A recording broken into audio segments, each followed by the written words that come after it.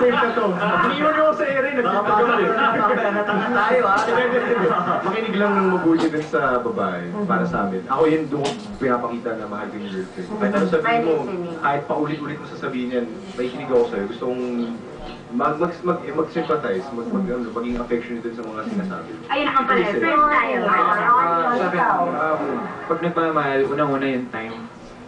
Gaano man ka-busy, pag nagmahal, parang hahanap ka ng time o ng way para mag-meet kayo. Like, halimbawa, taping, no?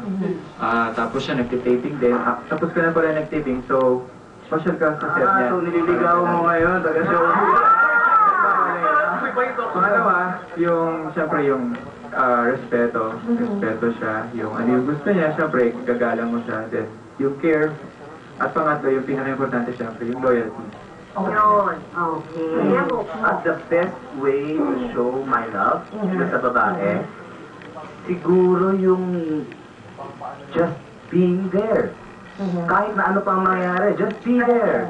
Kahit yung presence mo, hindi mo ibig sabihin na kunyari yung constantly na nandiyan. Pero yung oras na you spend the girl is quality. Quality na, oo nga, yung araw-araw ngayon magkasama, pero wala namang kayo ginawa kundi mag-away. As much as possible, kung gaano man kakunti yung oras na magkasama kayo, make the most out of it. Okay. Punta naman tayo dun sa kung paano nyo gusto kayong mahalin. Ako dahil sa katawan lang. Ano?